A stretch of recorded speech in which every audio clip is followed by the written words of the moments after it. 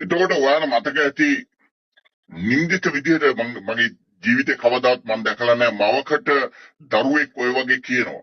ඔයා හිතනවද දරුවා මේ කවුරු හරි මෙහෙවනවා එහෙම නැත්නම් දැන් මම දැක්ක Facebook එකේ මට එවලා තිබුණා සෑහෙන දෙනෙක් Facebook එකේ. මම හිතන්නේ ඔයත් ඒක දකින්න නැති. මොකද්ද මේක? ඇත්තටම ඇත්තටම සර් මගේ දරුවා කෙනෙක් මෙහෙයවනවා. කෙනෙක් කියන්නේ ඇත්තටම කපිල දිසානායක කියන පුද්ගලයාගේ දියණියත් එක්ක මගේ පුතාගේ ප්‍රේම සම්බන්ධයක් තියෙනවා. දැනට වසර 2ක විතර කාලයක ඉඳලා. ඒ කියන්නේ කපිල දිසානාගේ දුව. ඔව් දෙවනි දුවත් එක්ක ප්‍රේම සම්බන්ධයක් තියෙනවා.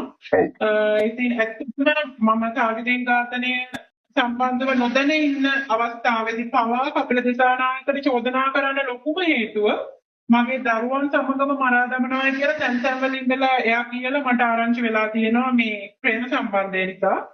දැන් මේ අවස්ථාව වෙනකොටත් මගේ දරුවා දැන් ජීවත් වෙලා ඉන්න දරුවා බලස්මුල්ල උසාවිය හරහා පරිවාස කාර්යාලය හරහා මට බාර දීපු දරුවෙක් ඒ අවස්ථාවේදී මගේ මියගිය ස්වාමි පුරුෂයාගේ ඥාතීන් මගේ දරුවව ඒ නිවසට ගෙන්නගෙන දරුවට යම්කිසි බලපෑමක් කළා මේ වගේ තොරතුරු ගත්තා කියන මතය තමයි මට තියෙන්නේ. ඒකට සමහරවිට මම හිතන විදිහට හේතුව කපිල දිසානායකගෙන් හෝ රාජපක්ෂ පවුලේ වෙනත් කෙනෙක්ගේ යම්කිසි විදිහකට මුදල් ගත්තද ඒ වගේ දෙයක් කරාද කියන්න මම දන්නේ. මට තියෙන සැකය යම්කිසි කෙනෙක් ඒ කියන්නේ රාජපක්ෂලා හෝ කපිල දිසානායක කියන පුද්ගලයන් දෙදෙනාගෙන් කෙනෙක් ඔහු මෙහෙයවනවා. දැන් දරුවාගේ අධ්‍යාපන මට්ටම මොකද්ද?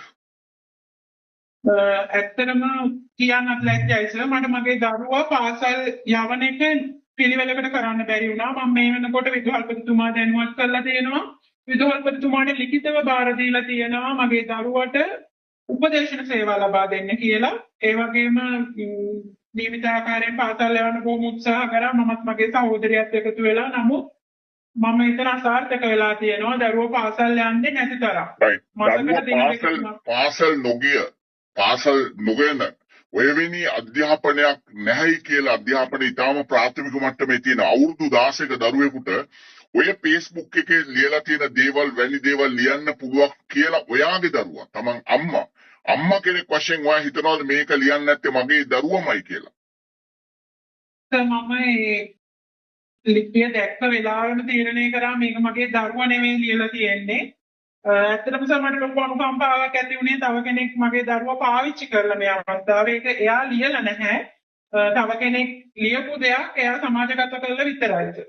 ඒ කියන්නේ වා පැහැදිලිවම වා දැනුත් විශ්වාස කරන වාගේ දරුවා කවුරු හරි දේශපාලන කණ්ඩායමක් එක්කෝ කපිල දිසානායකලා එහෙම නැත්නම් වෙනත් කවුරු හරි කෙනෙක් මේ කජ්ජා සහ ඒ දරු දෙදෙනා මරා දැමීම ඒ වගේම කජ්ජා පැහැදිලිවම තාජුදීන් ඝාතනයේ මේ ඉන්නවා කියන එක මොකද CCTV කියන එක ඒක විනාශ කරන්න බැරි සාක්ෂියක් වෙනවා අධිකරණයේදී.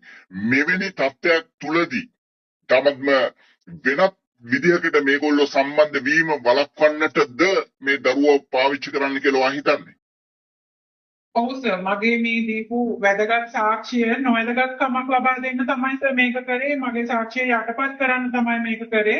මට බලපෑම් ආවා ගොඩක් විදිහට මේ වගේ මේ සාක්ෂි දෙන එකට. නමුත් මම කිසිම තැනකදී වැටුන්නේ නැහැ. නමුත් අන්තිමට මගේ දරුවා අරහාම මගේ ගමන නවත්තන්න රටේ ජනතාවට ප්‍රශ්නයක් තියෙනවා. මිනිස්සු කියන්න පුළුවන් දැන් ඔයාගේ දැන් අනුරගේ කජ්ජගේ නෝනාවම කිව්වට ඇයි එහෙමනම් කජ්ජගේ නංගිට අඳුරගන්න බැරි තමන්ගේ ඇයි මල්ලිට අඳුරන්න බැරි ඇයි ඒගොල්ලන්ගේ පවුලේ වටපිටාවේ ඒ කට්ටියට අඳුරන්න බැරුව මේ මොකද්ද මේ එකවරම කොහොමද නෝනා විතරක් අඳුරගන්නේ කියලා ඇයි ඒගොල්ලෝ ඉදිරිපත් නොවෙන්නේ එහෙනම්?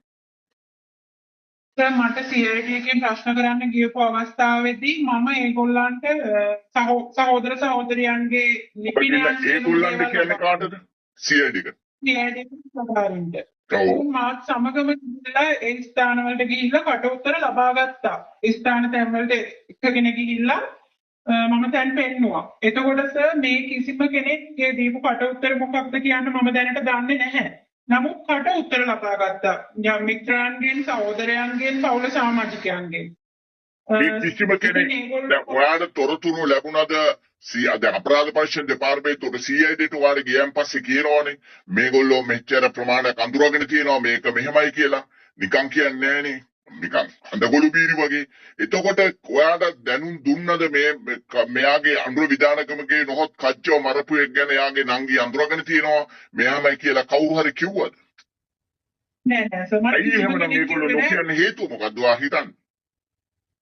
ඇත්තටම ඒගොල්ලෝ නොකියන්න හේතුව මට ඔය අරුණගේ එක අක්කා කෙනෙක් කතා කරලා මම සර්ට් චාරුවක ලබා දීලා තියෙන ඒ සහෝදරියක් කතා කරලා කිව්වා එයා මේ විදිහට මේව කරන්නේ අඳුරගන්නේ නැත්තේ එයාගේ සහෝදරයා මැරිලා ඉවරයි ඒගොල්ලන්ට උසාවි පොලිසි ගානේ යන්න විදිහක් නැහැ ආයෙම ඒවට සම්බන්ධ වෙන්න කැමති නැහැ ඒගොල්ලන්ට පාඩුවේ ඉන්න දෙන්න කිව්වා ඒගොල්ලෝගේ ගෙවල් වලට පොලිසියෙන් එවන්න එපා කිව්වා ඉතින් මම හිතන විදිහට ඒගොල්ලෝ උසාවි පොලිසිය යන්න තියෙන අකමැත්තත් රාජපක්ෂලට කපිල දිසානායකලට තියෙන බයත් නිසා ඒගොල්ලෝ ඉදිරිපත් වෙන්නේ නැතුවද සර්? ඔයා පැහැදිලිවම කියන්නේ මේ දරුවව නීති විරෝධී ආකාරය මොකද දරුවගේ මම ඔයා අනිතික මෙතන බරපතල සිද්ධියක් තියෙන අද මාධ්‍ය කරුවන් පිළිබඳව මම හිතන්නේ විමර්ශනයක් කරයි මමත් ඉල්ලීමක් කරා නීති හා සාමය අමාත්‍යාංශික ලේකම්තුමාගෙන් ඒ වගේ අපරාධ පරීක්ෂණ දෙපාර්තමේන්තුවේ අධ්‍යක්ෂතුමාගෙන් මොකද නීතියානුකූලව අවුරුදු 16ක දරුවෙක් මේ වගේ ගෙනල්ලා යූස් කරන්න ඒ කියන්නේ පාවිච්චි කරන්න රටේ නීතියක් නැහැ